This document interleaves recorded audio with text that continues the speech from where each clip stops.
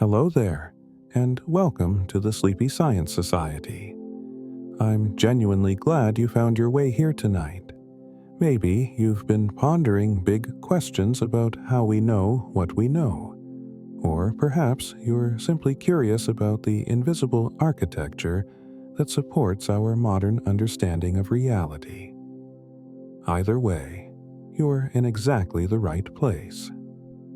Tonight, we're going to explore something truly remarkable, something that changed everything about how humans understand the universe. We're going to trace the story of the scientific method itself, that elegant system of thinking that has unlocked more secrets about nature than all the philosophies and speculations that came before it. And if you find these calm explorations of big ideas helpful, as you wind down your day, consider liking and subscribing to the channel.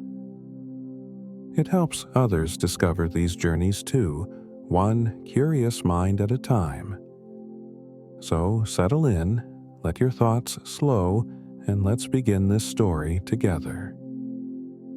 The scientific method. We hear those words so often that they can seem almost mundane, like something dusty and obvious from a textbook. But stop for a moment and consider what it actually represents. It's humanity's most successful tool for learning truth about the physical world. It's the reason we can predict eclipses centuries in advance, cure diseases that once devastated populations, and send robots to Mars that work exactly as intended. It's the difference between alchemy and chemistry, between astrology and astronomy, between magic and medicine. The scientific method is, in many ways, the crowning achievement of human thought, not because it gives us all the answers, but because it gives us a reliable way to find answers that actually work. But the method didn't appear fully formed. It emerged slowly, painfully, over centuries of trial and error, through the work of brilliant minds who questioned everything that came before them. It arose from conflicts between observation and authority, from the tension between what the ancient texts said and what careful observers could actually see with their own eyes. The story of how we learned to learn is itself a story of revolutions, of paradigm shifts, of old certainties crumbling and new understandings emerging from the rubble. Think about this for a moment. For most of human history, knowledge was transmitted through authority and tradition. If you wanted to know something about the natural world, you consulted the ancient texts, the philosophers, the religious authorities. You looked backward to what the wise ancestors had written, to what Aristotle had said, to what the sacred books proclaimed. The idea that you could learn new truths by carefully questioning nature itself, that you could overturn ancient wisdom through systematic observation and experiment, would have seemed almost heretical to many societies throughout history. Yet that's exactly what happened. Slowly, fitfully, through the work of many hands and minds, humanity developed a new way of asking questions. Not appeals to authority, not logical proofs disconnected from reality, not mystical revelations, but a method grounded in observation, testing, and the willingness to be proven wrong. This method would eventually reveal that Earth orbits the Sun, that matter is made of atoms, that species evolve, that germs cause disease, that energy and matter are interchangeable, that the universe itself is expanding. It would take us from flickering candlelight to nuclear reactors, from bloodletting to organ transplants, from carrier pigeons to instant global communication. how did this transformation happen? Who were the key figures who forged this new way of thinking? What obstacles did they face? What battles did they fight? What prices did they pay? And perhaps most importantly, what exactly is this scientific method that we now take so much for granted?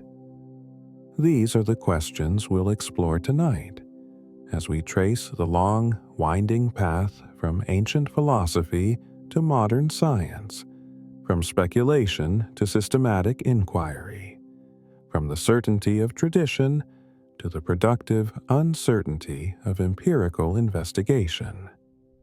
The journey will take us through Renaissance Italy, where a mathematician named Galileo turned a telescope to the heavens and saw moons orbiting Jupiter. Impossible, according to the ancient cosmology. We'll visit 17th century England, where a lawyer and philosopher named Francis Bacon imagined a new kind of knowledge based on careful observation rather than syllogistic reasoning. We'll witness Isaac Newton synthesizing observation and mathematics into laws so powerful they would stand unchallenged for 2 centuries. And we'll follow the method's evolution through the following centuries, as it was refined, challenged, and ultimately strengthened by thinkers who understood its limitations as well as its power. This is not just a story about dead white men in wigs, though several of them will appear. It's a story about a fundamental shift in how humanity relates to truth, to knowledge, to reality itself. It's about learning to set aside our biases and preconceptions, to let nature speak rather than forcing it to confirm what we already believe. It's about the humility to admit we might be wrong, and the rigor to test our ideas against the unforgiving standard of observable fact. It's about collaboration, about building knowledge collectively rather than claiming individual revelation. And, ultimately, it's about empowerment, about the democratization of knowledge, the idea that anyone with the right training and tools can discover new truths about the universe.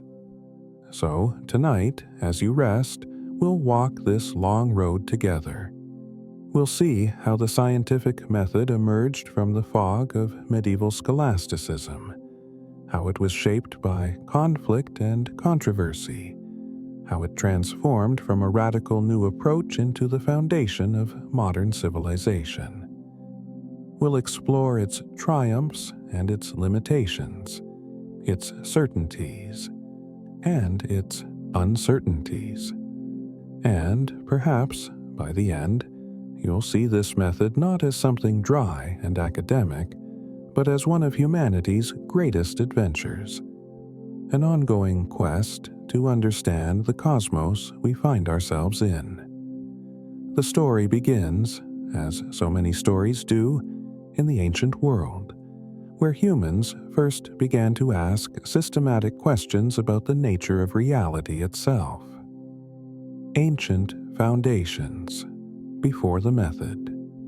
Long before anyone conceived of what we now call the scientific method, humans were observing nature, recognizing patterns, and trying to make sense of the world around them. The ancient civilizations, from Mesopotamia to Egypt to China, accumulated practical knowledge about agriculture, astronomy, metallurgy, and medicine. They knew when to plant crops, how to predict floods, how to forge bronze, how certain herbs could heal certain ailments. This was knowledge, to be sure, but it was largely empirical in a narrow sense, born of trial and error, passed down through generations, often mixed with ritual and superstition. The ancient Greeks, beginning around the 6th century before the Common Era, introduced something new to this landscape of practical knowledge. They began to ask not just what happens, but why. They sought underlying principles, fundamental explanations, universal truths that could account for the diversity of natural phenomena. This was the birth of philosophy, literally the love of wisdom, and with it came the first systematic attempts to understand nature through reason rather than myth. Thales of Miletus proposed that water was the fundamental substance underlying all things. Pythagoras saw mathematical relationships as the key to understanding reality. Democritus imagined that all matter was composed of indivisible atoms moving through void. These early philosophers were speculating, to be sure, but they were speculating in a new way. They were trying to explain the world through natural causes rather than divine intervention, through general principles rather than particular stories.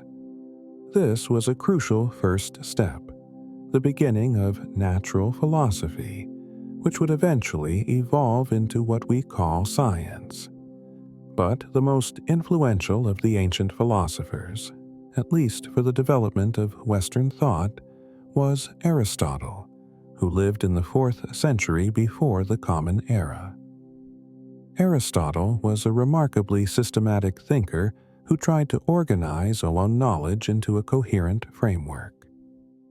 He wrote extensively on logic, metaphysics, ethics, politics, rhetoric, biology, and physics. His approach to understanding nature was to observe it carefully, classify what he saw into categories, and then reason about the essential nature and causes of things. Aristotle's biology was actually quite good for its time. He dissected animals, described their organs, classified species, and made observations that wouldn't be improved upon for centuries. But his physics, which would prove more influential and more problematic, was largely based on common sense observations that, while plausible, were ultimately wrong. He believed that heavier objects fall faster than lighter ones, that objects in motion require a continuous force to keep them moving, that the natural state of earthly matter is to be at rest, and that the celestial realm of the moon and planets operates according to completely different principles than the terrestrial realm. More importantly, for our story, Aristotle's method was primarily deductive rather than experimental. He would start with what seemed to be self-evident principles, and then reason from those principles to particular conclusions. This is the structure of the syllogism, his logical tool. All men are mortal, Socrates is a man, therefore Socrates is mortal. Perfectly logical, perfectly valid, but notice that it doesn't tell you anything new about the world. It just makes explicit what was already implicit in the premises. Aristotle did value observation, and he made many careful observations himself, but he didn't emphasize systematic experimentation, the deliberate manipulation of nature to test specific hypotheses. If you wanted to know whether heavier objects fall faster than lighter ones, Aristotle would reason about it from his theory of natural motion, but he wouldn't necessarily drop objects of different weights from a tower to see what actually happens. The actual testing, the empirical verification, wasn't central to his method in the way it would become central to the scientific method. After Aristotle, Greek philosophy continued to develop, with schools like the Stoics, the Epicureans, and the skeptics offering different visions of knowledge and reality. Some later Greek thinkers did emphasize empirical investigation more strongly. Archimedes, for example, conducted careful experiments and measurements, discovering principles of mechanics and hydrostatics through direct observation and ingenious testing. But Archimedes was exceptional, and his experimental approach didn't become the dominant model. When the Roman Empire fell, and Europe entered what we sometimes call the Middle Ages, much of ancient Greek learning was preserved by Arab scholars who translated and commented on texts by Aristotle, Galen, and others. These scholars made their own contributions, particularly in mathematics, optics, and medicine. Figures like Alhazen in the 11th century developed sophisticated ideas about experimentation and the testing of hypotheses through controlled observation. But in medieval Europe, learning became increasingly dominated by the church and the universities, which were closely tied to religious authority. The method of inquiry that prevailed was scholasticism, a highly formal system of debate and logical argumentation based primarily on authoritative texts, especially the Bible and the works of Aristotle, which had been synthesized with Christian theology by Thomas Aquinas and others. Knowledge came from studying and interpreting these authorities, from constructing elaborate logical arguments, from reconciling apparent contradictions between texts. The scholastic method had its virtues. It trained minds in careful reasoning, in making distinctions, in constructing arguments and spotting fallacies. But it also had severe limitations as a method for learning about the natural world. The emphasis was on authority rather than observation, on logic rather than experiment, on reconciling texts rather than interrogating nature. Questions were settled by appeal to what Aristotle had written or what the Bible seemed to say, not by going out and looking at what actually happens in the world. Moreover, the scholastic tradition tended to be interested in abstract questions far removed from practical concerns. How many angels can dance on the head of a pin? The question is a caricature, but it captures something true about the medieval approach. Natural philosophy was pursued for its own sake, as a way of understanding God's creation, not as a tool for improving the human condition or for gaining power over nature. The idea that knowledge should be useful, that it should lead to practical applications and technological improvements, was not central to the medieval worldview. This began to change in the Renaissance, that great flowering of art, literature, and learning in Europe from roughly the 14th to the 17th centuries. The Renaissance saw a renewed interest in the ancient texts, but also a new willingness to question them. Thinkers began to look at nature with fresh eyes, to value direct observation, to recover ancient authors who had been neglected or forgotten.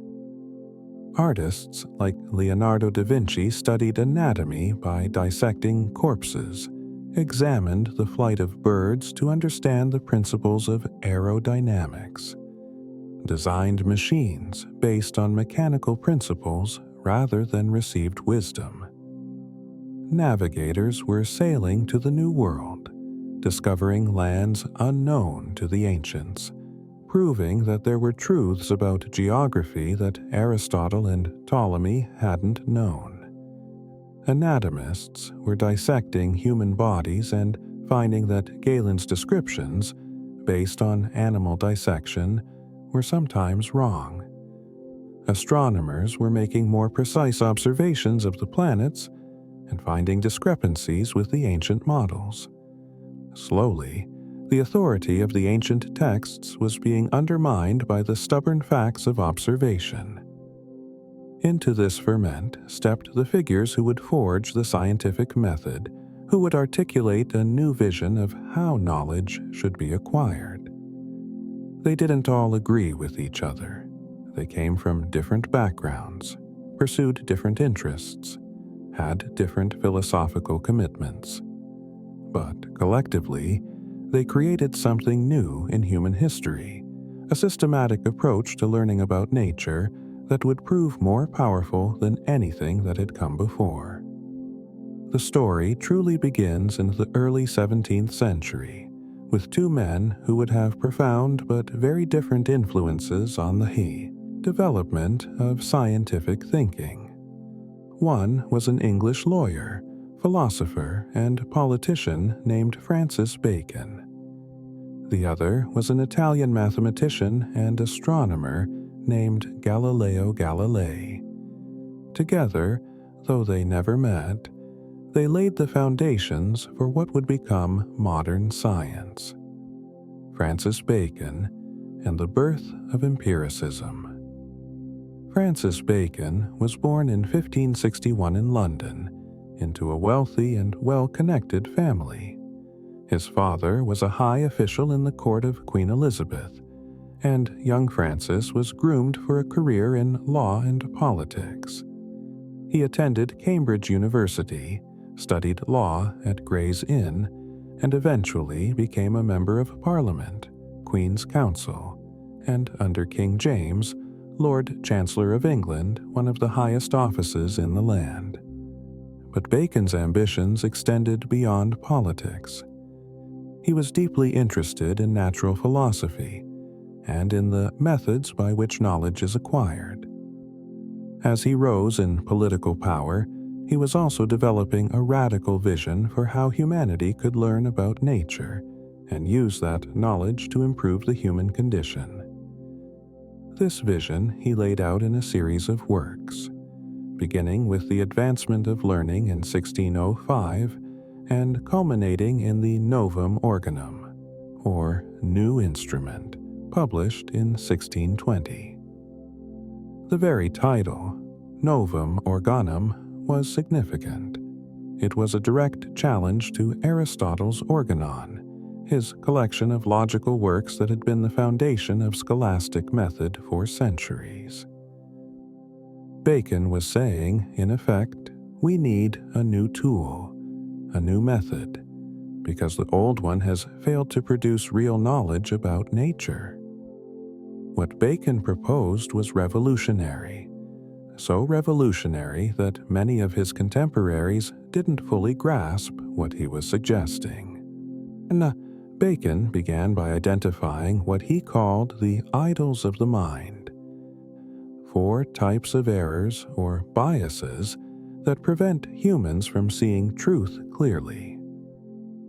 The idols of the tribe are biases inherent in human nature itself, our tendency to see patterns where none exist, to be influenced by our emotions, to prefer evidence that confirms what we already believe. The idols of the cave are individual biases, the particular prejudices and limitations that each person acquires through their unique experiences and education. The idols of the marketplace are errors that arise from language itself, from the confusion and ambiguity in the words we use to describe nature. And the idols of the theater are errors that come from philosophical systems and received dogmas, the false ideas we accept because they're taught by authorities or embedded in the traditions we inherit. These idols, Bacon argued, systematically mislead us. They cause us to see what we expect to see rather than what's actually there. They make us trust authority over evidence, tradition over investigation, speculation over observation. If we want to learn truth about nature, we must first recognize these idols and consciously work to overcome them. We must approach nature without preconceptions, observe it carefully and systematically, and let it tell us its secrets rather than imposing our ideas onto it. This was Bacon's first great insight, that observation must come before theory, that we must gather facts before we try to explain them. But gathering facts, he argued, must be done systematically, not haphazardly. It's not enough to notice a few interesting phenomena and then spin grand theories. We need what Bacon called a natural history, a comprehensive collection of observations about particular phenomena, organized and catalogued so that patterns can emerge. Bacon's method, which he elaborated in great detail, involved making extensive tables. If you want to understand heat, for example, you should make a table of all the things that are hot, a table of all the things that aren't hot but are similar in other ways to things that are hot, and a table showing degrees of heat in different substances. By comparing these tables, by looking for what's present when heat is present and absent when heat is absent, by examining what varies along with variations in heat, you can begin to discern the true nature or form of heat itself. This approach is called induction. Instead of starting with general principles and deducing particular conclusions, you start with particular observations and induce general principles. Bacon believed that if induction was done properly, with sufficient care and comprehensiveness, the conclusions would be certain, not just probable. Unlike the old deductive logic, which could only make explicit what was already in the premises. Induction could lead to genuinely new knowledge. Bacon was also insistent that knowledge should be useful. Philosophy, he argued, had been wasting its time on abstract speculation disconnected from practical concerns. The new natural philosophy he envisioned would lead to inventions and improvements, to technologies that would increase human power over nature and enhance human welfare. Knowledge and power, he famously wrote, are one and the same.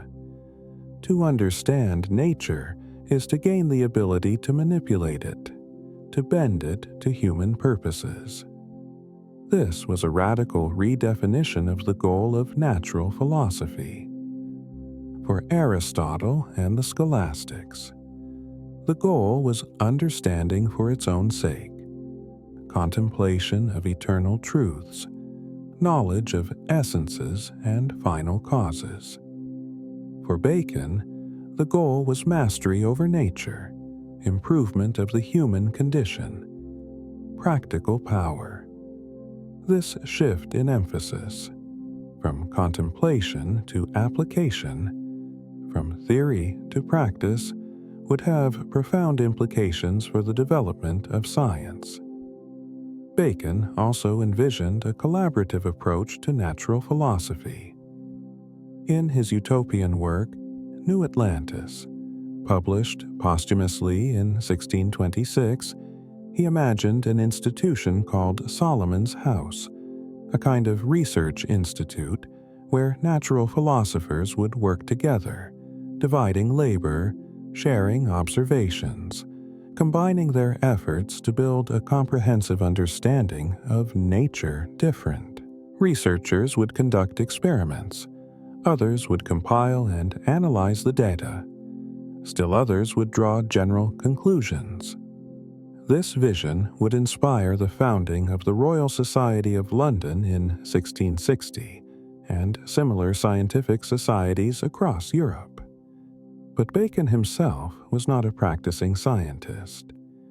He didn't conduct significant experiments or make important discoveries. His contribution was methodological and programmatic. He articulated a vision of how science should be done, and that vision proved enormously influential. When the Royal Society was founded, its members explicitly invoked Bacon's name and principles. When later philosophers and scientists defended the new experimental philosophy against its critics, they appealed to Bacon's arguments. He became, in effect, the patron saint of the scientific revolution, the prophet of a new age of empirical inquiry.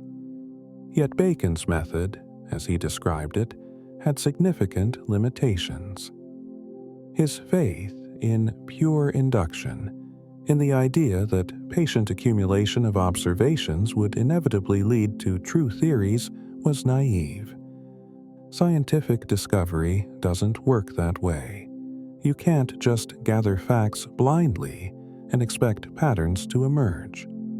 You need hypotheses to guide your observations, ideas about what might be happening that you can then test. Bacon underestimated the role of creative imagination, of theoretical insight, of the bold conjectures that often precede systematic investigation. Moreover, Bacon largely ignored mathematics, which would prove crucial to the development of physics and chemistry. He saw natural philosophy primarily in terms of qualitative observations and classifications, not quantitative measurements and equations. This was a serious blind spot. The great successes of 17th century science, from Galileo's studies of motion to Newton's theory of gravitation, would come from combining observation with mathematical description, something Bacon didn't adequately appreciate. Still, Bacon's core insights were sound. Observation and experiment are essential. We must question authority and test received wisdom against evidence. We must overcome our biases and let nature speak. Knowledge should be collaborative and cumulative. And the pursuit of natural philosophy should serve practical human needs. These principles, even if Bacon didn't fully understand how to implement them, pointed in the right direction.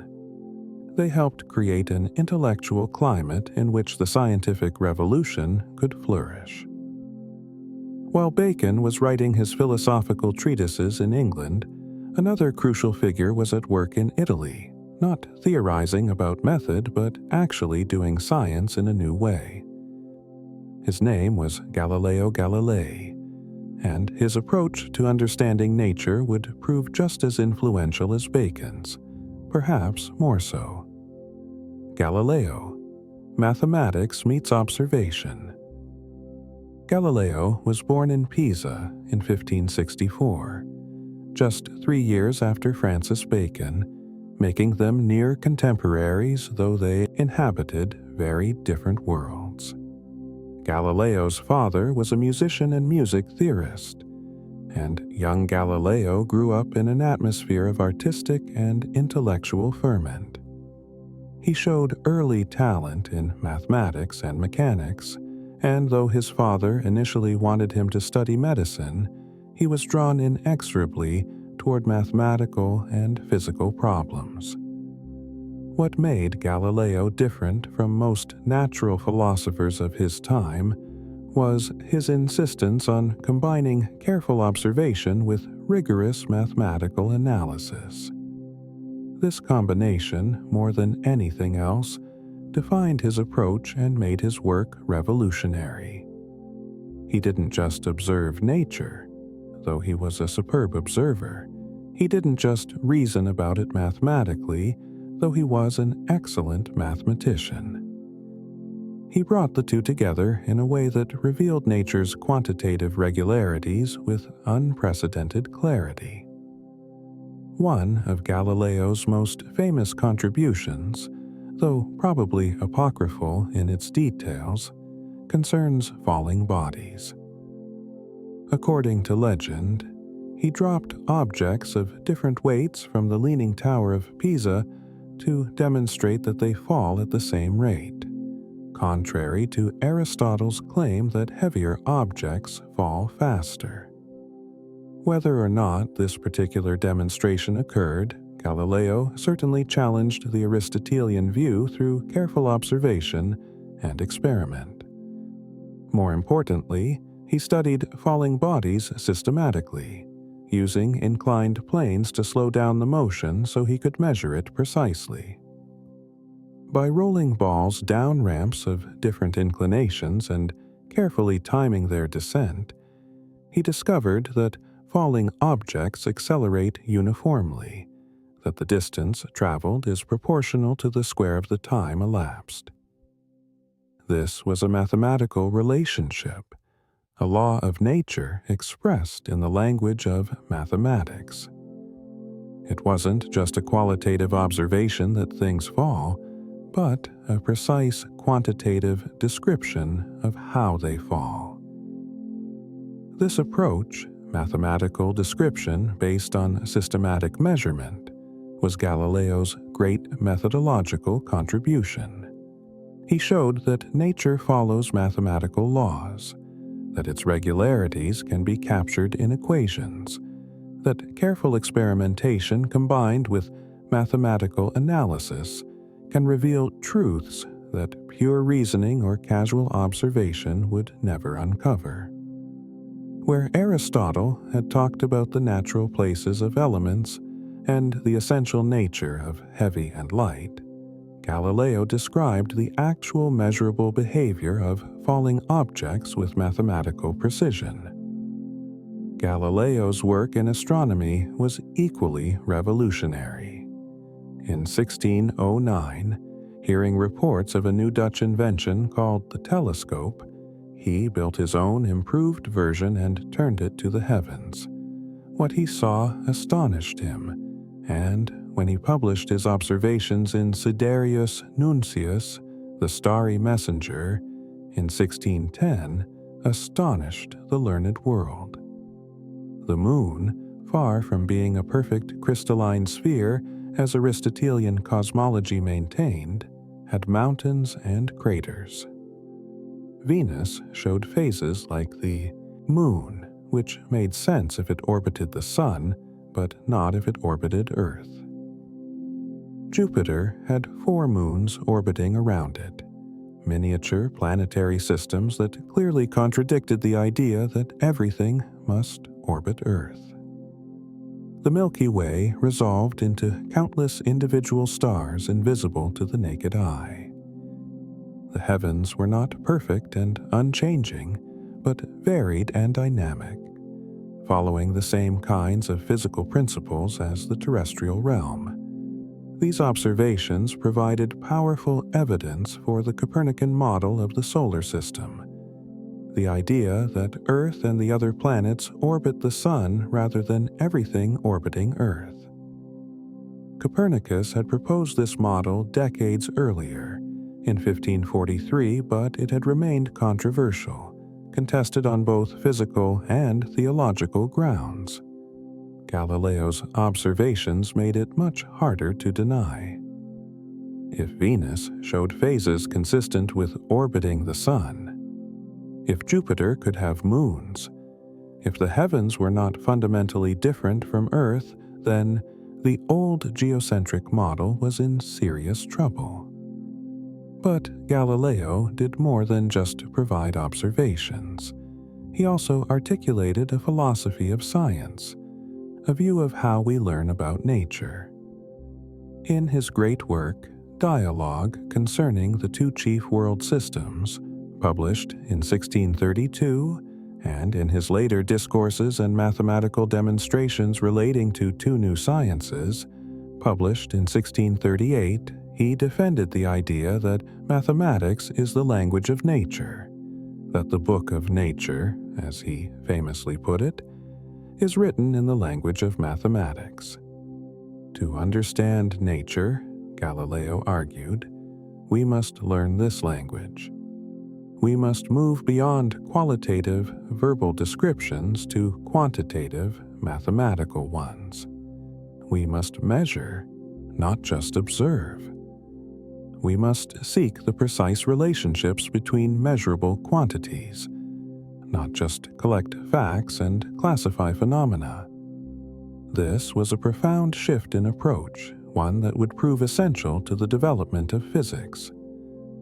Galileo also emphasized the importance of idealization and simplification in studying nature. Real-world phenomena are complex. influenced by multiple factors. To understand them, we need to strip away complications, focus on the essential features, study simplified situations where the relationships become clear. His study of falling bodies ignored air resistance and friction. His analysis of projectile motion assumed an idealized case. This wasn't a weakness, but a strength, a way of isolating the fundamental principles that govern natural phenomena. Moreover, Galileo understood the importance of repeatability and public demonstration. Scientific claims, he believed, should be based on observations and experiments that anyone could reproduce, not on private visions or appeals to authority. When he presented his telescopic observations, he encouraged others to build their own telescopes and look for themselves. When he described his experiments with inclined planes and pendulums, he explained them in enough detail that others could repeat them. This emphasis on public, repeatable evidence was crucial to the development of scientific method. Galileo's work, however, brought him into conflict with the Church. His support for the Copernican system was seen as contradicting Scripture, which seemed to place Earth at the center of creation. In 1633, he was called before the Inquisition, forced to recant his views, and spent the rest of his life under house arrest. This persecution is often seen as emblematic of the conflict between science and religion, though the reality was more complex. Many churchmen supported scientific inquiry, and the Church's opposition to Copernicanism was as much about authority and control as about theology. Still, Galileo's trial had a chilling effect on scientific inquiry in Catholic countries and became a cautionary tale about the dangers of religious interference in science. It also, paradoxically, made Galileo a martyr for the new philosophy, a symbol of the triumph of evidence over dogma, of observation over authority. His defense of the Copernican system, despite official opposition, came to represent the scientific attitude, the commitment to following evidence wherever it leads, regardless of what authorities claim or traditions teach. Galileo died in 1642, blind and under house arrest, but with his reputation secure. His methods, combining systematic observation, careful experiment, and mathematical analysis, had revealed the truths about nature that pure reasoning could never have uncovered. He had shown that the earth moves, that the heavens follow the same laws as the terrestrial realm, that nature's regularities can be captured in mathematical form. He had demonstrated, in practice, what a new natural philosophy could achieve. Yet there was still another piece needed to complete the picture. While Galileo had combined observation and mathematics brilliantly, he had been primarily concerned with mechanics and astronomy. The full articulation of scientific method, the comprehensive statement of its principles and procedures, would come from others. One of these was a French philosopher who approached natural philosophy from a very different angle than either Bacon or Galileo. His name was René Descartes, and his contribution was to emphasize the role of reason in scientific inquiry. Descartes and Rationalism. René Descartes was born in France in 1596, a generation after Bacon and Galileo. Like Bacon, he was interested in method, in articulating rules for how the mind should proceed in seeking truth. Unlike Bacon, he emphasized reason over observation, deduction over induction, mathematics over experiment. Yet his work, complementing the empiricism of Bacon and Galileo, helped to shape the philosophical foundations of the scientific revolution. Descartes is perhaps best known for his philosophical method of radical doubt, which he laid out in his meditations on first philosophy. Seeking a foundation for knowledge that could not be doubted, he methodically questioned everything, all beliefs derived from the senses, all supposed truths of reason, until he arrived at the one thing he could not doubt, his own existence as a thinking being. "I think, therefore I am," his famous formulation, became the bedrock upon which he tried to rebuild all knowledge.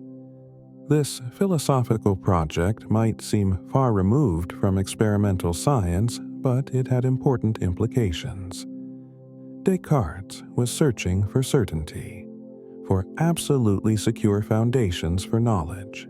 He believed that such certainty could be found through pure reason, through clear and distinct ideas that the mind could grasp with perfect clarity. Mathematics provided the model. The truths of mathematics, he argued, are certain because they are clearly perceived by the intellect, not because they are confirmed by the senses. In his Discourse on Method, published in 1637, Descartes laid out rules for directing the mind in seeking truth. Divide each problem into as many parts as possible. Begin with the simplest, most easily known elements and progress systematically to the more complex. Be comprehensive, omitting nothing. Verify everything through repeated review. These rules emphasized systematic analysis, careful organization, and rational reconstruction rather than empirical investigation. Descartes made important contributions to mathematics, developing analytical geometry, which uses algebraic equations to represent geometric figures. This work was crucial for the later development of calculus and for the application of mathematics to physics. He also worked in optics, explaining refraction and reflection, and in physiology, proposing mechanistic explanations for bodily functions. But his approach was primarily deductive. He sought to derive physical laws from first principles, from fundamental truths about the nature of matter and motion that he believed reason could discover. This rationalist approach contrasted sharply with Bacon's empiricism. Where Bacon emphasized patient observation and inductive reasoning from particulars to generals, Descartes emphasized clear ideas and deductive reasoning from principles to conclusions. Where Bacon saw systematic fact-gathering as the path to knowledge, Descartes saw rigorous logical demonstration. These were genuinely different visions of how science should proceed. Yet both approaches contributed to the scientific revolution. Pure empiricism, gathering facts without theoretical guidance, is blind. Pure rationalism, reasoning without empirical constraint, is empty. Science needs both observation and theory, both induction and deduction, both empirical investigation and mathematical reasoning. The mature scientific method would combine elements of both the Baconian and Cartesian approaches, recognizing that observation and reason must work together. Descartes also contributed to the mechanistic worldview that came to dominate 17th century science. He proposed that all physical phenomena, including the behavior of living things, could be explained in terms of matter in motion, following mechanical principles. The universe, he suggested, was like a vast machine, operating according to laws that could be discovered through reason and mathematics. This vision proved enormously fruitful, providing a framework within which physical and biological phenomena could be studied systematically. However, Descartes' specific theories about physics were largely wrong.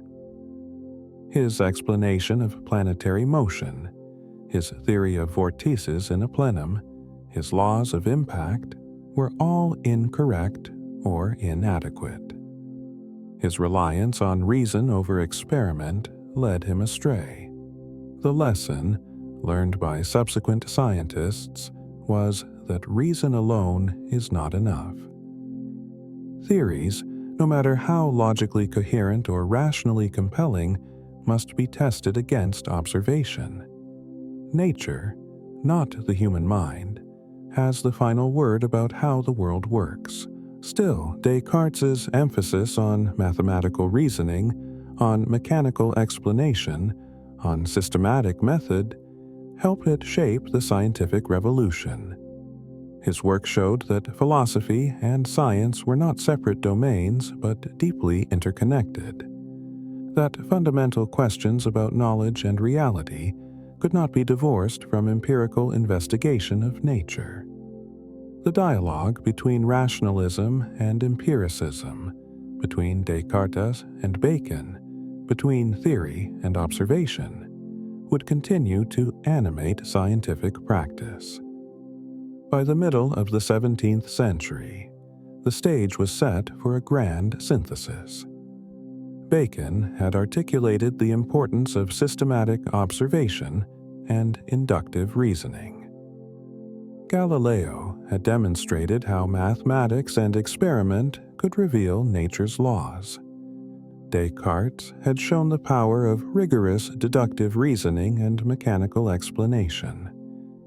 What was needed was someone who could bring these elements together into a coherent and spectacularly successful system. That person was Isaac Newton. Newton and the mature method.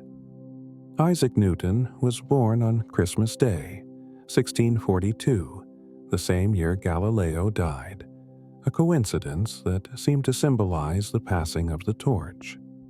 Growing up in rural England, Newton showed early brilliance in mathematics and natural philosophy. When plague closed Cambridge University in 1665 and 1666, forcing students home, Newton spent those years in an explosion of creativity, developing calculus, formulating his laws of motion and universal gravitation, and conducting groundbreaking experiments in optics. He was 23 years old. Newton's masterpiece, Philosophiae Naturalis Principia Mathematica, or Mathematical Principles of Natural Philosophy, usually just called the Principia, was published in 1687. It was, quite simply, one of the most important scientific works ever written.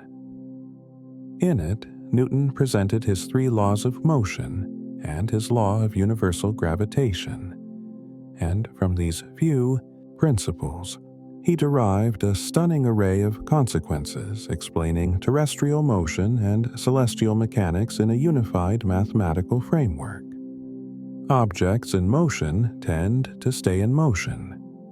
Objects at rest tend to stay at rest, unless acted upon by a force. Force equals mass times acceleration. For every action, there is an equal and opposite reaction. These laws, expressed with mathematical precision, captured the fundamental principles governing all motion.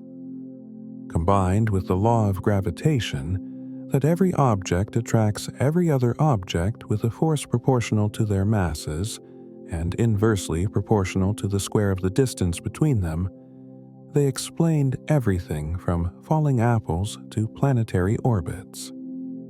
The power of Newton's achievement can hardly be overstated. He showed that the same laws that govern motion on Earth also govern the motion of celestial bodies, that there is no fundamental division between terrestrials and celestial realms, that a single set of mathematical principles can account for an enormous variety of phenomena. He explained the elliptical orbits of planets that Kepler had discovered. He accounted for the tides. He calculated the precession of the equinoxes. He predicted the return of comets. And he did it all through rigorous mathematical demonstration, deriving his results from first principles with geometric precision. But Newton's contribution to scientific method was not just in the specific laws he discovered, important as those were.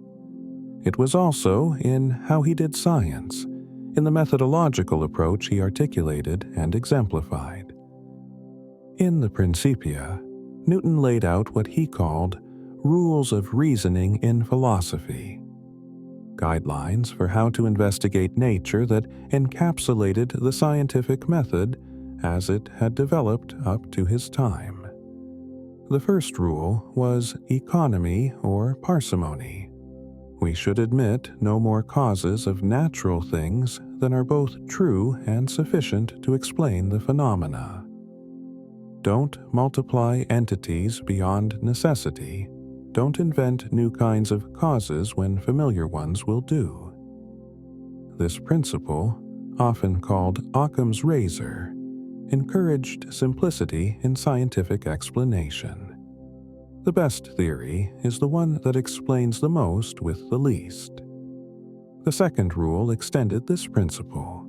Therefore, to the same natural effects we must, as far as possible, assign the same causes.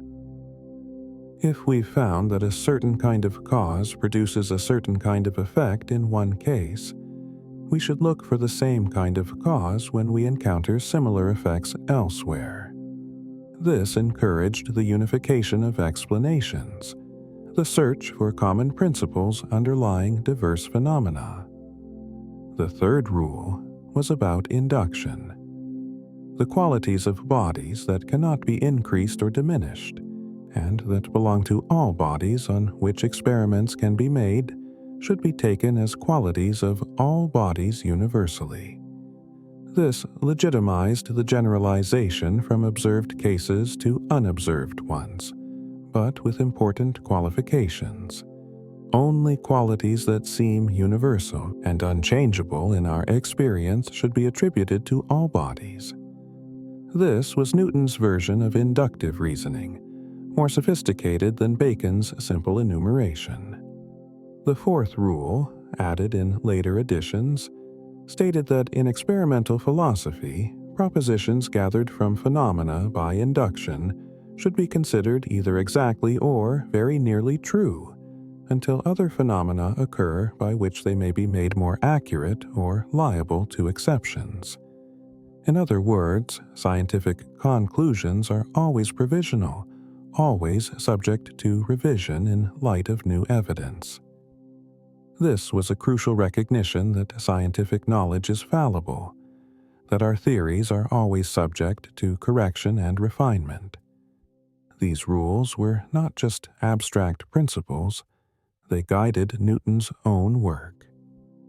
When he investigated light and color, he conducted careful experiments with prisms, measuring angles and tracking the behavior of different colors of light. When he studied planetary motion, he combined Kepler's observational laws with his own mathematical framework to derive the law of gravitation. When he formulated his laws of motion, he tested them against a wide variety of phenomena, from pendulums to projectiles to tides. Newton also exemplified the synthesis of mathematics and experiment that would become central to physics. His work required both careful observation and rigorous mathematical reasoning. The Principia is a mathematical treatise, full of geometric proofs and algebraic calculations. But it's grounded in empirical phenomena, in the observed motions of planets and moons and comets, in experiments with pendulums and falling bodies. Theory and observation, mathematics and experiment were completely intertwined. Moreover, Newton was acutely aware of the limits of his knowledge. His law of gravitation described how objects attract each other with exquisite precision, but it didn't explain why. What is gravity? How does it work? Newton didn't know. "I frame no hypotheses," he famously wrote in response to critics who demanded a mechanical explanation. He was content to describe mathematically how gravity operates without speculating about its ultimate cause. This restraint, this willingness to describe phenomena without claiming to fully explain them, was a mark of genuine scientific maturity. Newton's work had an enormous impact, not just on physics and astronomy, but on the broader intellectual culture. The success of his mathematical physics suggested that nature was fundamentally orderly and comprehensible, governed by universal laws that human reason could discover. This encouraged a more general confidence in human cognitive capacities, in our ability to understand the world through systematic investigation. The Enlightenment of the 18th century, with its faith in reason and progress, was in many ways a response to Newton's achievement. His work also established a model for what science should look like. A mature science, in the Newtonian view, should formulate mathematical laws based on observation and experiment, should be able to make precise predictions that can be tested, should unify diverse phenomena under common principles, and should acknowledge the limits of its explanations. This became the standard against which other sciences measured themselves. Chemistry, biology, psychology, sociology all aspired, with varying degrees of success, to become Newtonian in rigor and precision. Yet even Newton's physics, despite its stunning success, had limitations that would only become apparent centuries later. His laws of motion and gravitation work perfectly at ordinary speeds and scales, but they break down at very high speeds, where Einstein's relativity takes over, and at very small scales, where quantum mechanics applies. The lesson, which Newton himself might have appreciated, is that even our best scientific theories are approximations, useful within certain domains, but not universal truths valid under all circumstances.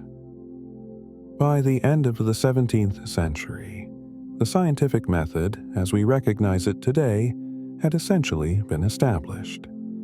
The great figures from Bacon to Newton had collectively articulated its key principles: systematic observation, careful experiment, mathematical description, inductive generalization from particular cases, deductive reasoning from general principles, public demonstration and repeatability, provisional acceptance of conclusions subject to revision, economy in explanation, the unity of nature under universal laws. These ideas, contested and refined through debate and practice, formed the methodological core of the new science. But the story didn't end with Newton. The scientific method would continue to evolve over the following centuries, adapting to new challenges, incorporating new techniques, extending into new domains. The institutional structures of science would develop. The relationship between theory and evidence would be further refined.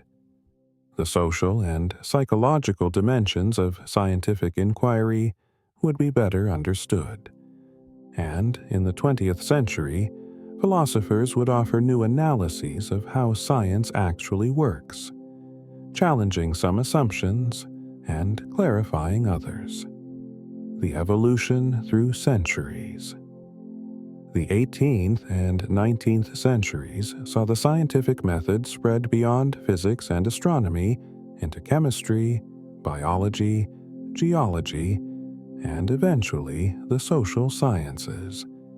Each field had to adapt the general principles to its particular subject matter, and in the process, the method itself became richer and more nuanced. Chemistry provides a clear example of how the scientific method transformed a discipline. Before the 18th century, chemistry was a confused mixture of practical techniques, alchemical traditions, and competing theories. The phlogiston theory, which explained combustion in terms of an invisible substance released during burning, was widely accepted but increasingly problematic. Through careful experimentation, particularly the quantitative experiments of Antoine Lavoisier in the 1770s and 1780s, chemistry was transformed into a rigorous science. Lavoisier insisted on precise measurement, on careful accounting of all substances involved in chemical reactions. He showed that when substances burn, they combine with oxygen from the air rather than releasing phlogiston. He established the law of conservation of mass, that matter is neither created nor destroyed in chemical reactions, only rearranged. He developed a systematic nomenclature for chemical substances, replacing fanciful alchemical names with rational descriptive terms. In doing so, he established chemistry as a quantitative, systematic science comparable to physics. Lavoisier's work illustrated several important aspects of scientific method. First, the importance of measurement and quantification. Vague, qualitative observations give way to precise, quantitative data. Second, the power of conservation laws and accounting principles. By tracking inputs and outputs carefully, you can detect errors and uncover hidden processes. Third, the necessity of systematic nomenclature and classification. Science requires clear, consistent language. Fourth, the revolutionary impact of overthrowing an entrenched but inadequate theory. Progress sometimes requires abandoning ideas that no longer fit the evidence, no matter how established they are. In biology, the scientific method faced different challenges. Living organisms are vastly more complex than the physical systems that physics and chemistry study. Controlled experiments are often difficult or impossible. The sheer diversity of life seems to defy simple mathematical description. Yet biology, too, was transformed by rigorous empirical investigation. The development of the microscope opened up entirely new realms of observation, revealing cells, microorganisms, and intricate anatomical structures invisible to the naked eye. Careful anatomical studies, systematic classifications of species, detailed observations of animal behavior, all contributed to the body of biological knowledge. And in the 19th century, Charles Darwin showed how systematic observation, combined with theoretical insight, could lead to a revolutionary understanding of life itself. Darwin's theory of evolution by natural selection was based on years of careful observation during his voyage on the Beagle and decades of subsequent study. He examined fossil records, studied the geographic distribution of species, bred pigeons to see how traits could be selected, read widely in geology and economics.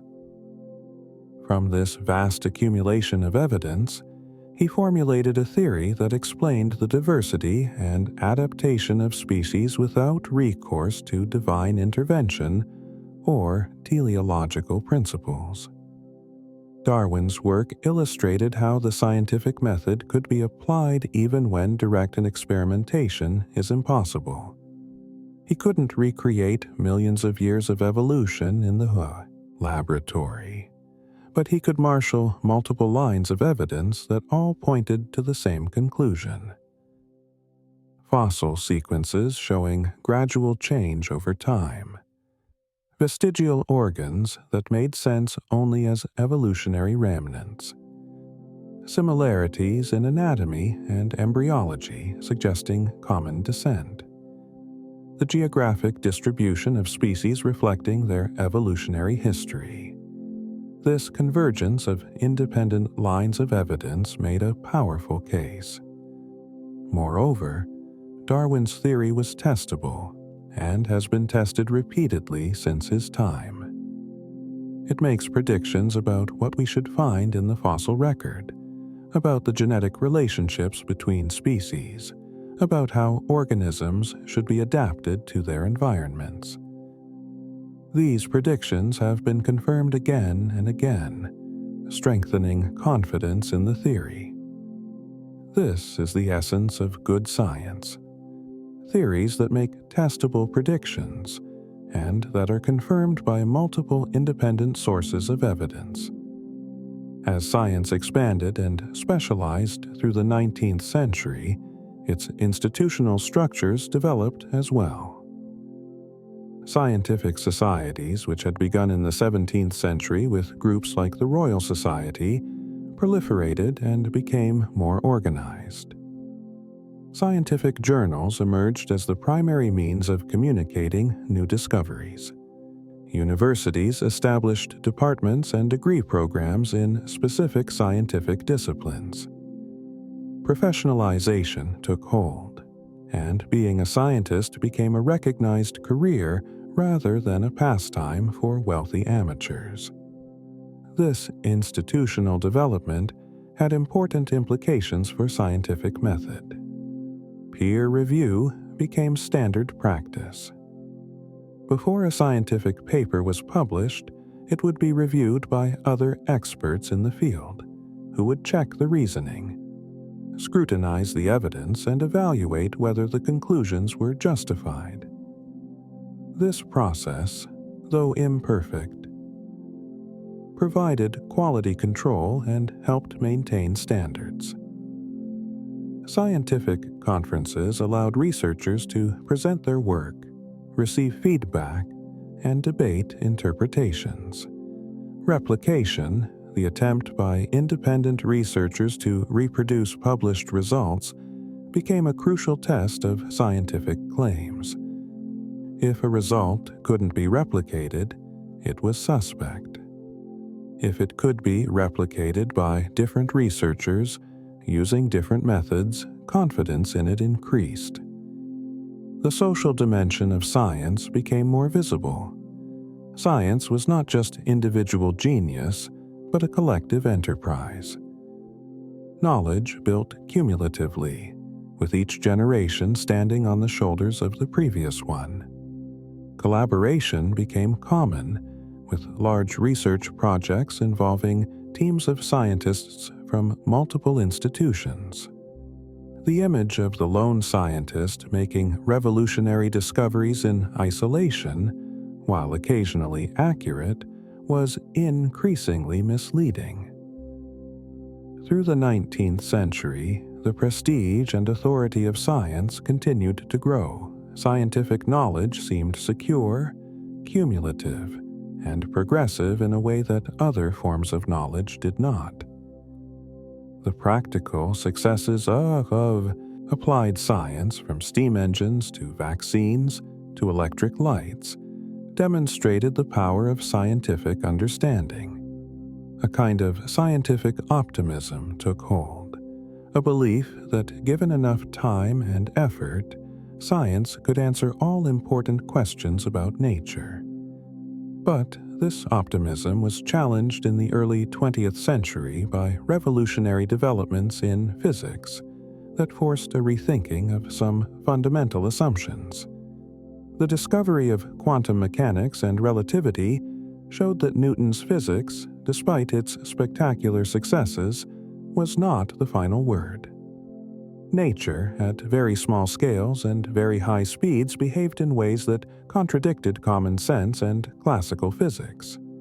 These developments raised philosophical questions.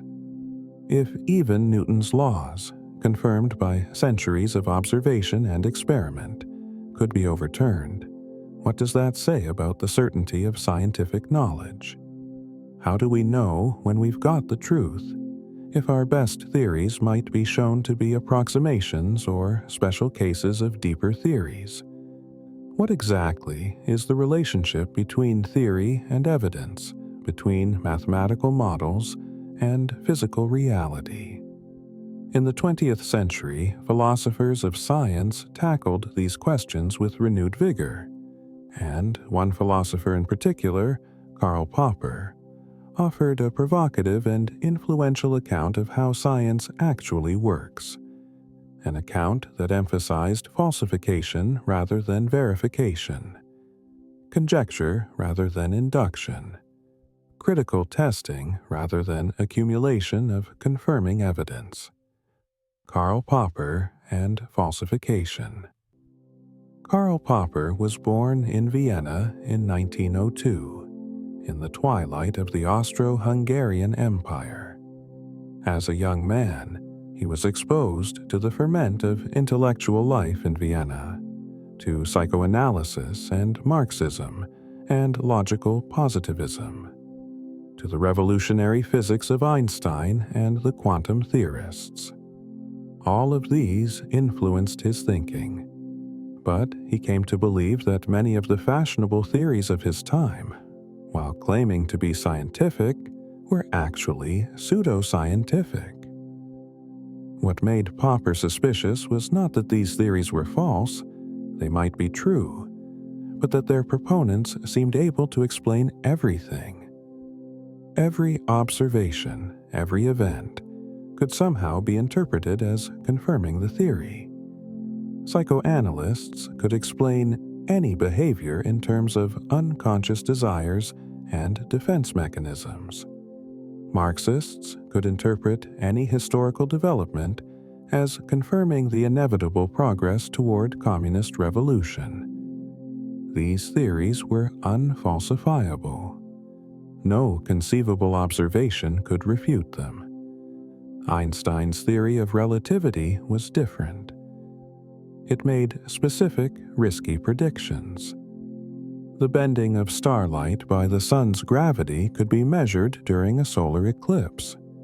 If the measurements didn't match Einstein's predictions, the theory would be falsified. When the observations confirmed the prediction in 1919, it was a triumph precisely because the theory could have been refuted but wasn't. Einstein had put his theory at risk, and it had survived the test. This contrast led Popper to propose falsifiability as the criterion for distinguishing science from pseudoscience. A statement or theory is scientific, he argued, only if it makes predictions that could, in principle, be shown to be false by observation or experiment. If no conceivable observation could refute it, if it's compatible with any possible state of affairs, then it's not scientific. It might be meaningful, it might even be true, but it's not testable. And testability is the hallmark of science. Popper's insight was profound.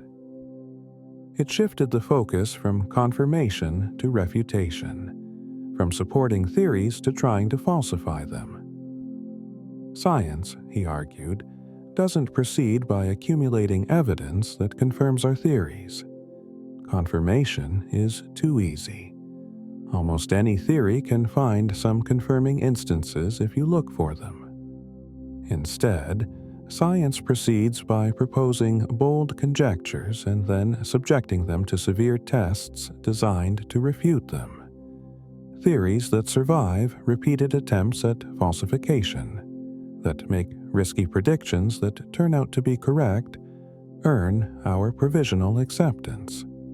But they are never proven, never verified, never established as certain truth. They are simply theories that haven't been falsified yet. This view had several important implications. First, it resolved what's called the problem of induction. Philosophers since David Hume had recognized that inductive reasoning, inferring general laws from particular observations, can never be logically certain. No matter how many white swans you observe, you can't be absolutely certain that all swans are white. The next observation might reveal a black swan. Popper accepted this. Science doesn't prove its theories through induction.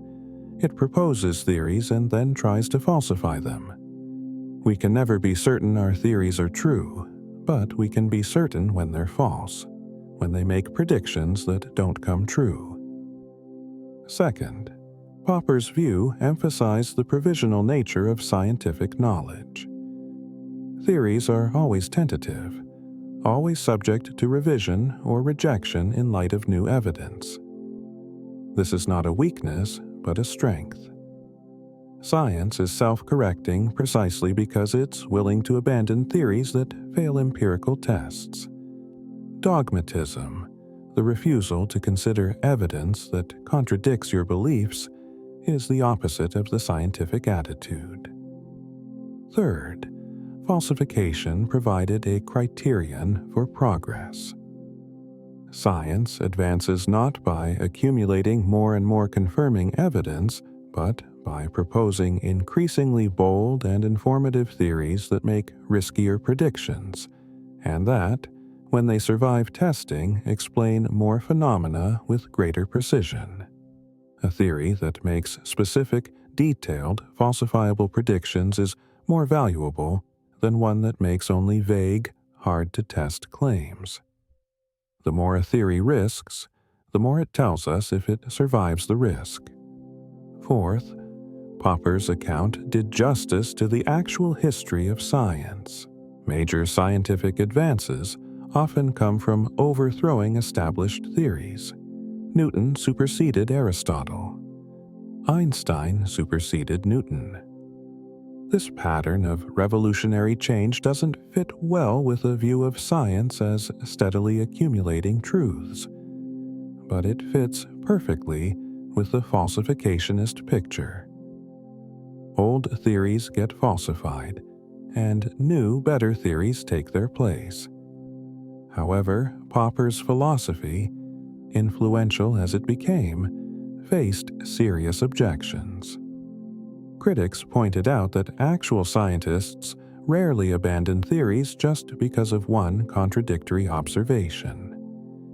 Usually, when an experiment disagrees with a theory, scientists assume there's an error in the experiment, or an unknown factor affecting the results, or a need to modify auxiliary assumptions. They don't immediately declare the theory falsified. Newton's gravitational theory, for instance, was not abandoned the first time it failed to perfectly predict planetary positions. Scientists assumed there were factors they hadn't accounted for, and they were right.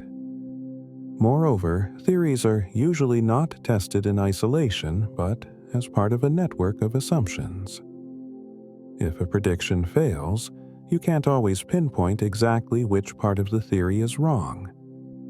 Maybe the core theory is fine, but some auxiliary assumption is false. This is called the Duhem-Quine thesis, and it suggests that strict falsification is more complicated than Popper's simple picture implies. Additionally, scientists do look for confirming evidence, not just attempts at falsification.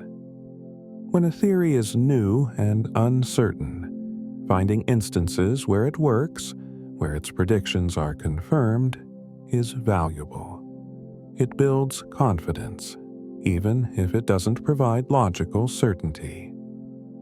Popper's exclusive focus on falsification seems to miss this important aspect of scientific practice.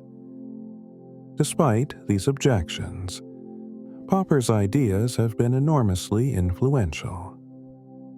They captured something important about the scientific attitude, the willingness to subject ideas to critical scrutiny, the recognition that our theories are always fallible, the emphasis on testability and empirical risk. Many working scientists, when asked about scientific method, will cite falsifiability as a key criterion, even if the practice is messier than Popper's philosophy suggests. What Popper did, perhaps most importantly, was to emphasize that science is not about certainty, but about criticism. It's not about proving theories true, but about testing them severely and retaining those that survive. It's not about final answers, but about progressive approximations to truth. This modest, self-critical attitude is, arguably, what makes science so successful. It doesn't claim infallibility. It doesn't appeal to authority. It subjects every claim to empirical test and stands ready to revise or abandon claims that fail the test. In the decades after Popper, other philosophers have offered different accounts of science, each capturing aspects that Popper's falsificationism missed. Thomas Kuhn emphasized the role of paradigms and scientific revolutions, the way that normal science operates within accepted frameworks until anomalies accumulate and provoke revolutionary change. Imre Lakatos modified Popper's ideas to account for the resilience of research programs in the face of apparent falsifications. Paul Feyerabend argued that there is no single scientific method, that science has succeeded precisely because scientists have been methodologically anarchistic, willing to violate rules when necessary. These debates in philosophy of science are ongoing, and there's no consensus on all the details. But certain core ideas remain widely accepted. Scientific claims should be testable against observation. Theories should make predictions that can be checked. Evidence should be public and reproducible. Conclusions should be provisional and subject to revision. Explanations should be naturalistic, appealing to observable causes rather than supernatural ones.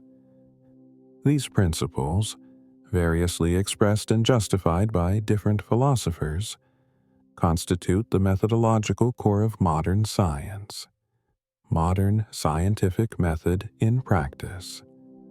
So, what does the scientific method actually look like today, in the 21st century? How do working scientists approach problems, gather data, test theories, and communicate results? While the underlying principles remain those established by Bacon, Galileo, Newton, and their successors, the practice has evolved in response to new tools, new challenges, and new understandings of the research process. Contemporary science is highly collaborative. Major projects, from particle physics experiments to genome sequencing to climate modeling, involve teams of dozens, hundreds, or even thousands of researchers from multiple institutions and countries. The lone genius working in isolation has been largely replaced by collaborative networks. This reflects both the complexity of modern research, which requires diverse expertise, and the institutional structure of contemporary science, with its emphasis on teamwork and shared resources. Modern science is also highly specialized. The days when a single person could master all of natural philosophy, as Newton did, are long gone.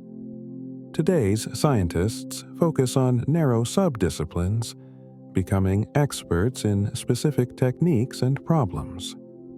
A molecular biologist studying protein folding and a cosmologist studying galaxy formation are both scientists, but their daily work, their methods, their instruments, their communities have little in common. This specialization has led to an explosion of knowledge, but also to challenges in communication and integration across disciplines. Technology plays a central role in modern science in ways that would astonish earlier generations. Instruments of extraordinary precision and power, from electron microscopes to particle accelerators to space telescopes, extend our senses far beyond their natural range. Computers allow us to process vast amounts of data, run complex simulations, model systems too complicated for analytical solution. Automated systems collect data continuously, far more than any human could observe. The sheer scale of modern scientific research, in terms of data collected, computations performed, and observations made, dwarf anything possible in earlier eras. Statistical methods have become essential. Most experiments and observations produce data that include random variation and measurement error. To extract meaningful patterns from noisy data, scientists use sophisticated statistical techniques. They calculate confidence intervals, test hypotheses, assess the likelihood that observed patterns are due to chance. The replication crisis in some fields, where published results fail to replicate when others attempt to reproduce them, has highlighted the importance of proper statistical analysis and adequate sample sizes. Modern science also grapples with ethical issues that earlier generations could ignore. Research involving human subjects requires informed consent and protection from harm. Animal research is governed by strict regulations designed to minimize suffering. Research with potential for misuse, from genetic engineering to artificial intelligence to dual-use technologies that could be weaponized, raises questions about scientists' responsibilities. The recognition that science is not value-neutral, that it takes place in social and political contexts with real consequences, has led to increased attention to research ethics.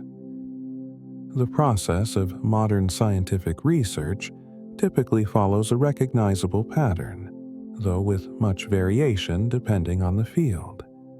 It usually begins with a question or problem motivated by gaps in existing knowledge, anomalies in previous results, or practical needs. Scientists review the existing literature to understand what's known and what's uncertain. They formulate hypotheses or models that might explain the phenomena in question. They design studies or experiments to test these hypotheses, carefully considering how to control for confounding factors and minimize bias. Data collection follows, whether through observation, experiment, or computation. This data is then analyzed, using statistical methods to assess patterns and test whether the results are consistent with the hypotheses. Based on the analysis, scientists draw conclusions and interpret their findings in the broader context of existing knowledge. They write up their results in research papers and submit them to peer-reviewed journals.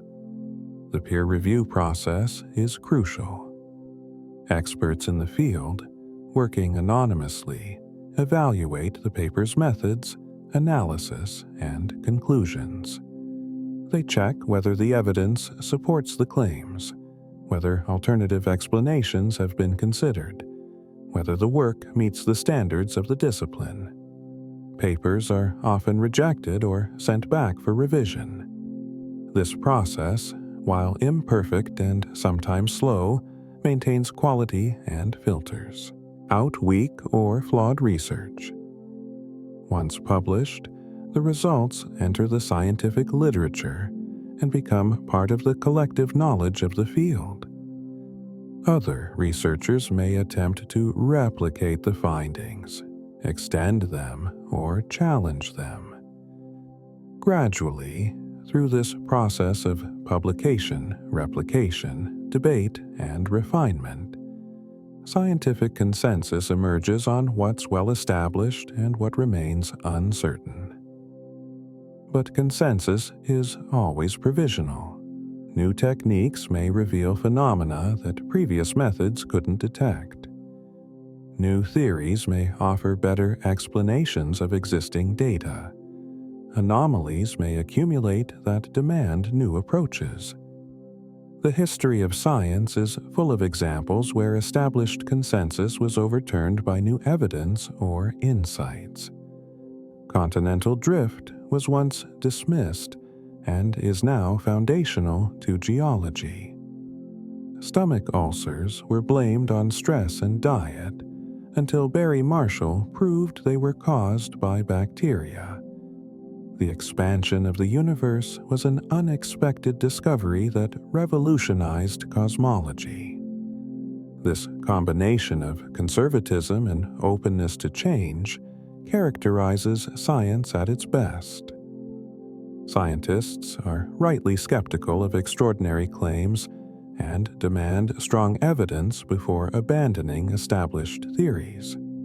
But they also remain open to new evidence and willing to revise their views when the evidence warrants it. The balance between skepticism and openness, between holding to what's well established and being willing to consider radical alternatives, is one of the defining features of scientific culture. Modern science also increasingly recognizes its own limitations and biases. The assumption that scientists are purely objective, dispassionate observers has given way to a more nuanced understanding. Scientists are human, with personal biases, professional ambitions, and social influences. Research can be shaped by funding priorities, institutional pressures, cultural assumptions, and personal beliefs. The recognition of these factors has led to efforts to reduce bias through methods like double-blind studies, pre-registration of hypotheses, and open data sharing. The reproducibility of results has emerged as a key concern. In several fields, studies have found that a significant percentage of published results cannot be replicated when others try. This has prompted soul-searching about statistical practices, publication bias toward positive results, and the pressure to publish that may lead to cutting corners. Reforms are being implemented. Pre-registration of studies so that hypotheses can't be adjusted after seeing the data. Sharing of raw data so others can verify analyses. More stringent statistical standards, greater emphasis on replication. These concerns, rather than undermining science, demonstrate its self-correcting nature. Science as a community is identifying problems and working to address them. This is exactly what the scientific method is supposed to do. Subject claims to critical scrutiny, demand evidence, and revise practices when they're found wanting. The human elements. For all its emphasis on objectivity and empirical testing, science is a deeply human enterprise, shaped by the psychology, sociology, and culture of the humans who practice it. understanding how the scientific method actually works requires understanding these human dimensions, the ways that human nature both enables and constrains the pursuit of knowledge. Bias is ubiquitous in human thinking, and scientists are not immune. Confirmation bias, the tendency to seek out information that confirms what we already believe and to discount information that contradicts it, can subtly influence what experiments scientists choose to run, how they interpret ambiguous data, and what conclusions they draw. Motivated reasoning, the tendency to scrutinize evidence we disagree with more critically than evidence we agree with, can make it hard to objectively evaluate theories we're invested in. Cultural and social biases can also shape science. For much of its history, science was practiced almost exclusively by white men from wealthy backgrounds, and this affected what questions were asked, what phenomena were studied, and how results were interpreted. The gradual diversification of science has brought new perspectives and revealed blind spots in previous work. Medical research that assumed male bodies as the norm has been supplemented by research specifically focused on women's health. Anthropology has moved beyond Western-centric assumptions to better understand diverse cultures. Psychology has recognized that most research subjects were weird, Western, educated, industrialized, rich, and democratic, potentially limiting the generalizability of findings. The structure of scientific careers can also introduce distortions. The pressure to publish, captured in the phrase "publish or perish," may incentivize cutting corners, rushing results, or pursuing safe, incremental projects rather than risky, potentially revolutionary ones. Competition for grants and positions can discourage collaboration and open sharing of data. The prestige associated with novelty may lead to an overemphasis on surprising findings at the expense of replication and verification. Moreover, science takes place within social and political contexts that influence what research gets funded, what questions are considered important, and how results are communicated to the public. During the Cold War, for example, enormous resources went to physics and engineering relevant to nuclear weapons and the space race. Today, funding priorities reflect concerns about climate change, disease, and technology. These priorities shape the direction of scientific research, determining which questions get investigated and which remain unexplored. The sociology of scientific communities is also relevant. Scientists work within disciplines that have their own cultures, norms, and reward structures. What counts as rigorous evidence in one field may differ from standards in another. Theoretical physics values mathematical elegance and unification. Field biology values detailed observation and ecological understanding. Medicine values controlled clinical trials. These different cultures can lead to misunderstandings and conflicts when scientists from different fields interact. The history of science is full of stories of scientists who resisted new ideas, sometimes for good reasons, sometimes for bad. Lord Kelvin, one of the greatest physicists of the 19th century, rejected both evolution and radioactivity. Prominent physicists initially dismissed Einstein's theories. Continental drift was ridiculed for decades before plate tectonics was accepted. These examples show that even expert scientists, masters of the scientific method, can be wrong, can cling to outdated ideas, can fail to recognize important innovations. But they also show that science eventually corrects these errors. The evidence for evolution, for radioactivity, for plate tectonics accumulated until it became overwhelming. Critics died or were convinced. New generations trained in the new paradigms replaced old guards. Consensus shifted.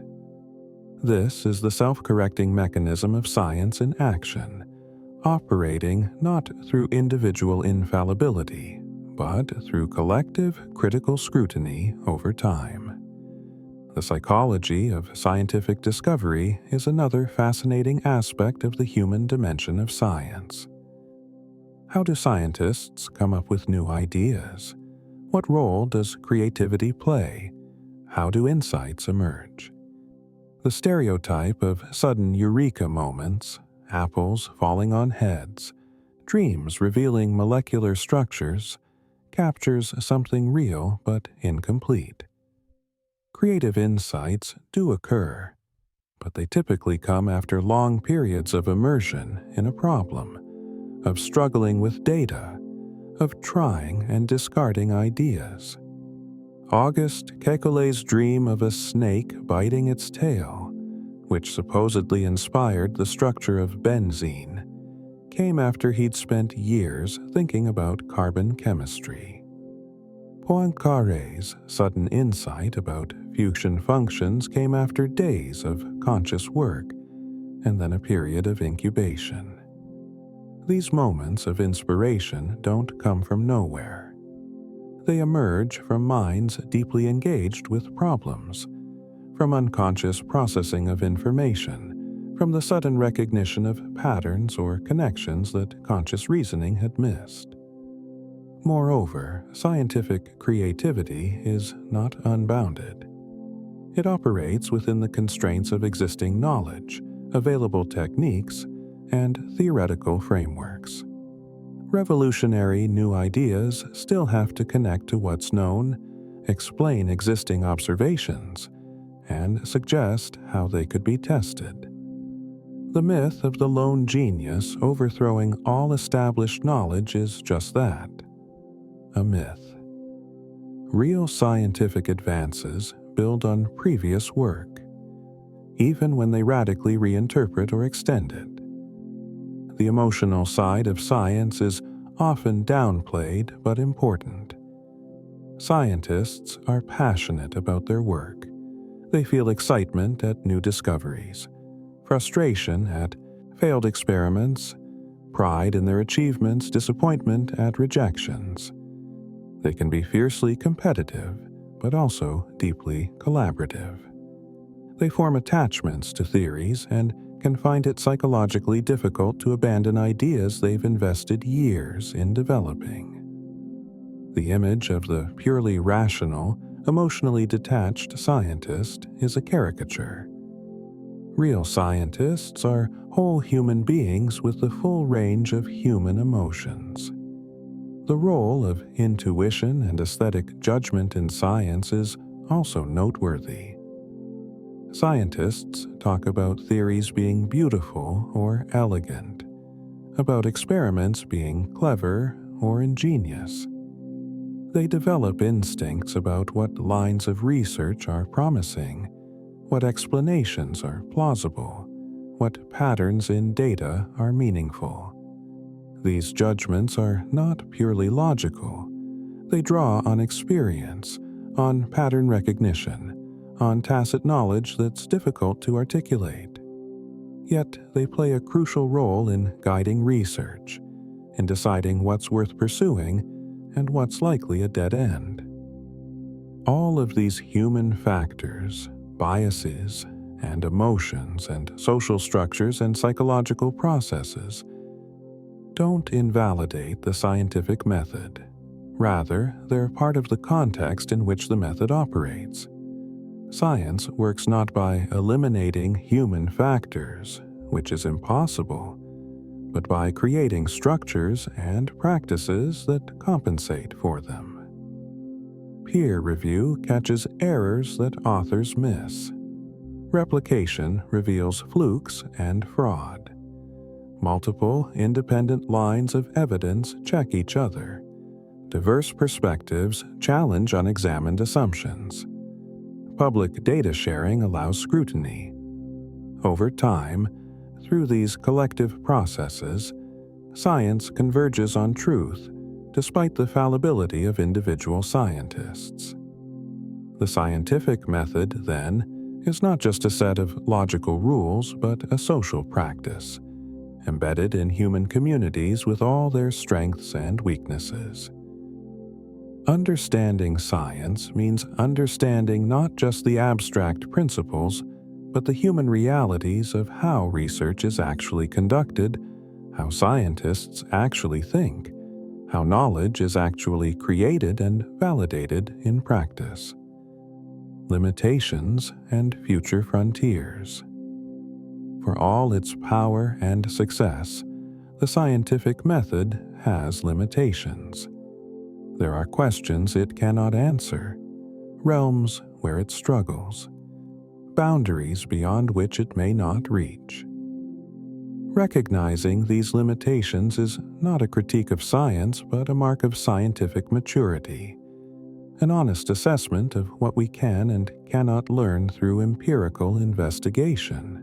One fundamental limitation is that science deals with the natural, observable world. It can tell us how things are, how they work, how they change. But it cannot tell us how things should be, what is right or wrong, what is beautiful or meaningful. Scientific facts don't dictate moral values. You cannot derive an ought from an eyes, as philosophers say. Science can inform ethical decisions by revealing consequences, but it cannot, by itself, determine what goals we should pursue or what values we should hold. This doesn't mean that science is value-free. Scientists make value judgments all the time about what questions are worth investigating, what risks are acceptable, what applications should be pursued. But these are human value judgments, informed by but not determined by scientific knowledge. The facts that science discovers constrain our choices and reveal the likely consequences of different paths, but they don't tell us which path to take. Science also struggles with certain kinds of complexity. Reductionism, the strategy of understanding complex systems by breaking them down into simpler components, has been extraordinarily successful. Molecular biology has explained life in terms of genes and proteins. Chemistry has explained substances in terms of atoms and molecules. But some complex systems, like ecosystems, economies, brains, and societies, exhibit emergent properties that are difficult or impossible to predict from their components. The whole is more than the sum of its parts in ways that resist simple reductionist explanation. This has led to the development of complexity science, systems thinking, and network theory, approaches that focus on relationships and interactions rather than just components. But even these approaches have limitations. Predicting the precise behavior of complex systems over long time scales remains difficult or impossible. Weather can be forecast a few days ahead, but not months ahead. Ecosystems respond to changes in unpredictable ways. Human societies evolve in directions that nobody anticipated. Some complexity may be irreducible. Certain questions may be permanently beyond scientific reach.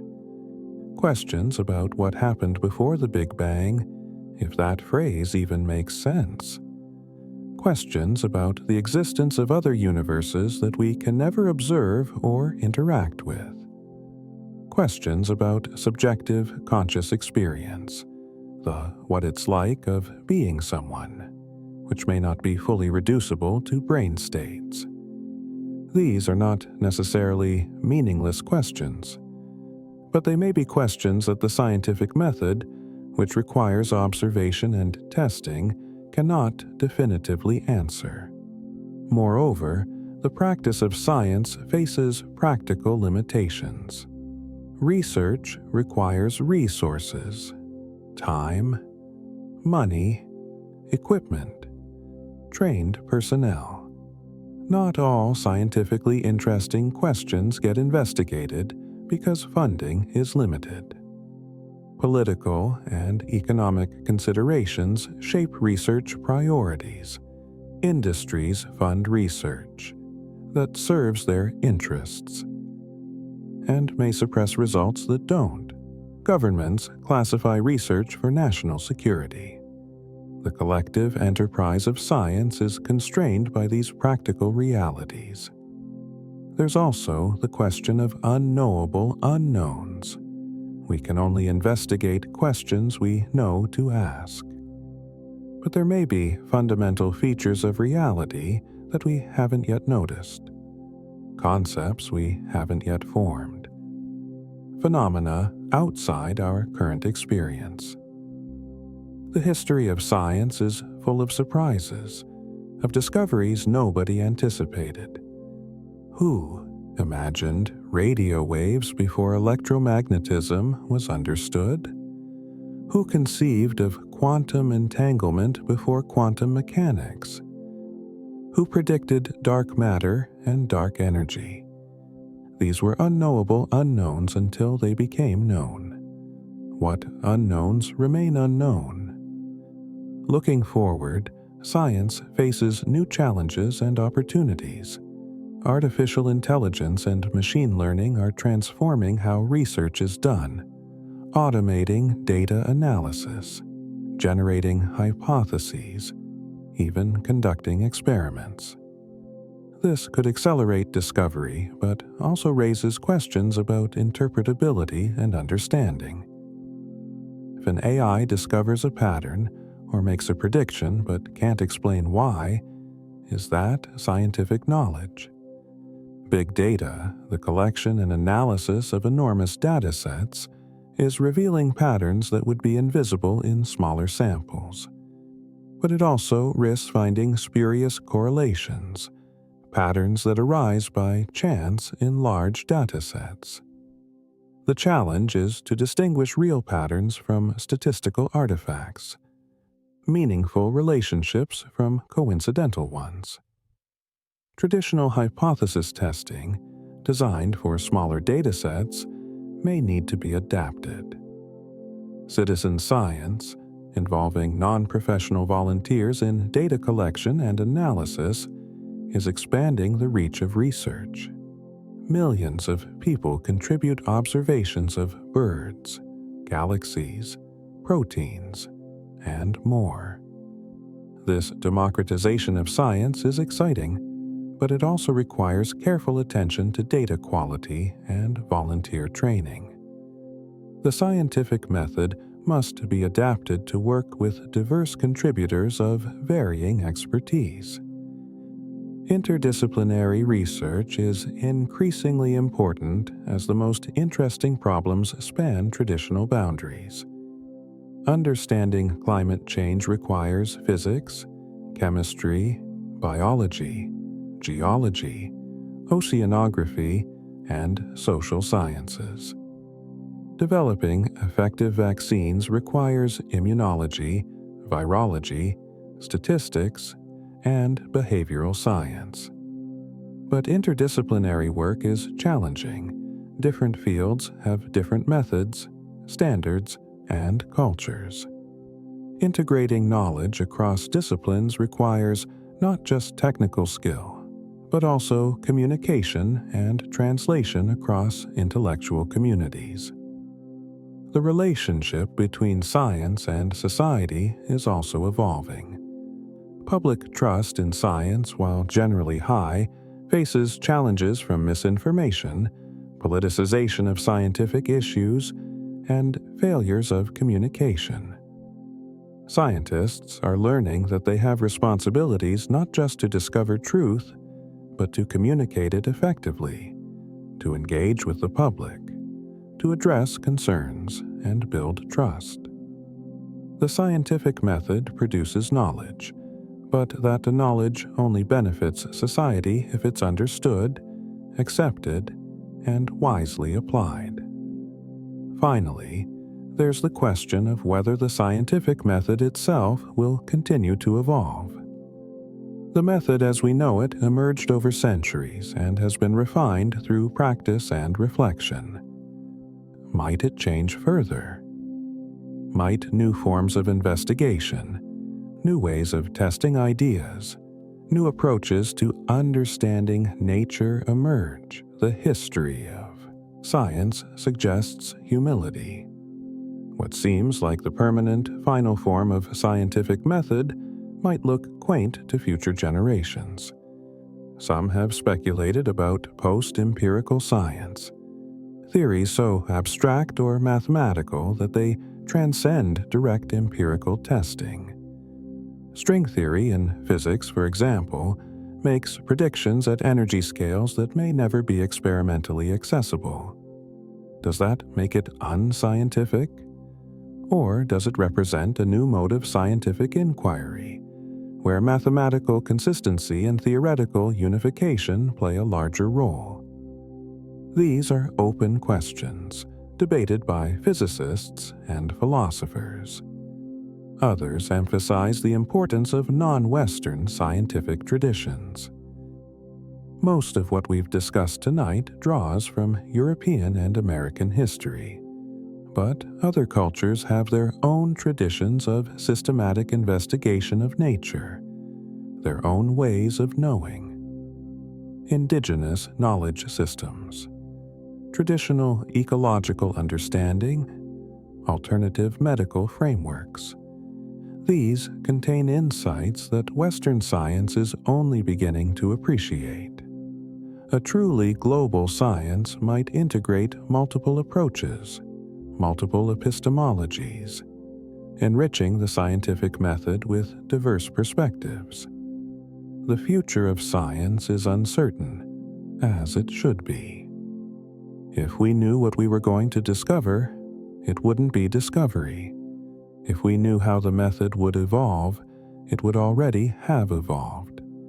But we can be confident that the core commitment of science, to test ideas against observation, to revise beliefs in light of evidence, to seek natural explanations for natural phenomena, will endure.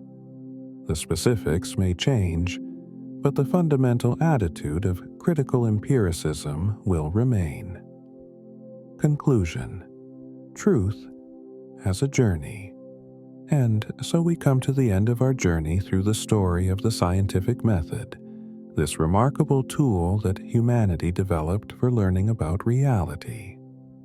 We've traced its origins in ancient philosophy, its emergence in the Renaissance and scientific revolution, its refinement by Bacon and Galileo and Newton, its philosophical analysis by Popper and others, its contemporary practice in labs and field stations around the world. We've seen its triumphs and its limitations, its certainties and its provisional nature. What have we learned?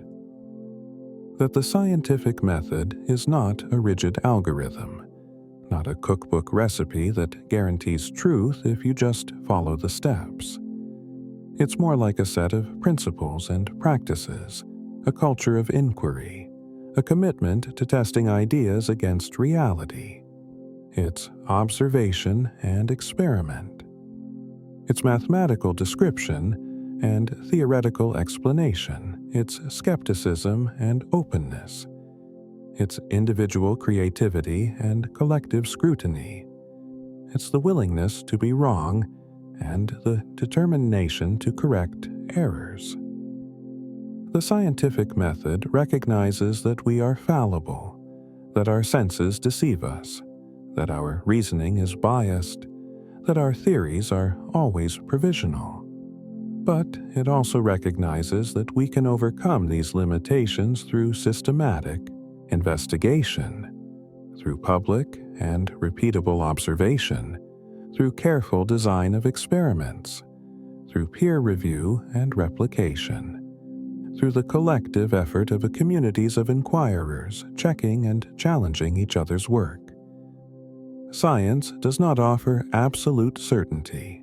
It cannot prove its theories true beyond all doubt, but it offers something arguably more valuable: a reliable process for approaching truth, for correcting errors, for building knowledge that works. Scientific theories are always subject to revision, but that's a strength, not a weakness. It means science is self-correcting, adapting to new evidence, improving over time.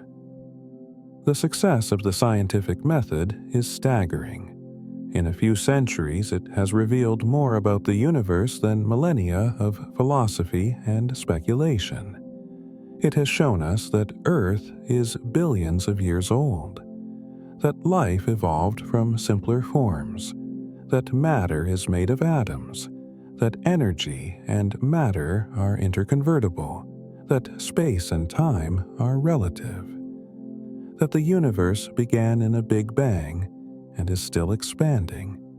It has given us technologies that would seem like magic to our ancestors: instant communication across the globe, flight, medical treatments that would have been miracles, computation that exceeds what any human mind could perform. But perhaps more important than any specific discovery or invention is what the scientific method represents as a way of thinking. It represents intellectual humility, the recognition that we might be wrong and that we need to test our ideas. It represents intellectual courage, the willingness to question authority and tradition. It represents intellectual honesty, the commitment to follow evidence wherever it leads, even if we don't like the conclusions. It represents intellectual community, the understanding that knowledge is built collectively through communication, criticism, and collaboration. These values, embodied in the scientific method, extend beyond science itself. They're relevant to how we navigate an increasingly complex world, how we make decisions, how we evaluate claims and arguments. We live in an age of information overload, where anyone can publish anything, where misinformation spreads as easily as truth. The habits of thought that the scientific method cultivates, asking for evidence, considering alternative explanations, distinguishing correlation from causation, these habits are essential for informed citizenship and rational decision-making. The story of the scientific method is also a story about human potential. For most of history, humans lived in ignorance of how nature works. They attributed natural phenomena to gods and spirits, to fate and fortune, to mysterious forces beyond comprehension.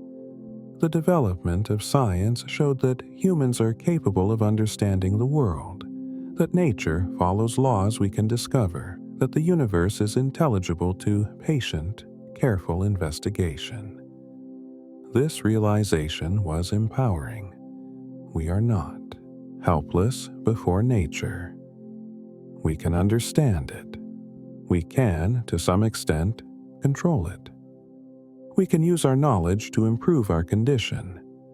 Yet with this power comes responsibility. Science has given us the ability to alter our environment, to influence evolution, to create new forms of matter, to tap into fundamental forces of nature. We can cure diseases, but also create biological weapons. We can generate clean energy, but also nuclear bombs. We can edit genes, but also design dangerous organisms. The scientific method tells us what we can do, but not what we should do. The ethical questions raised by scientific and technological progress require wisdom, judgment, and values that science alone cannot provide. As we rest here at the end of this long exploration, consider what an extraordinary achievement the scientific method represents.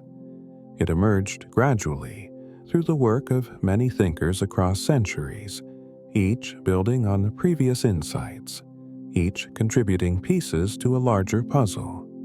It was contested and refined through debate and practice. It was tested against reality and improved when found wanting. And it continues to evolve, adapting to new challenges and opportunities. The scientific method is humanity's great tool for learning truth about the natural world. It's not perfect.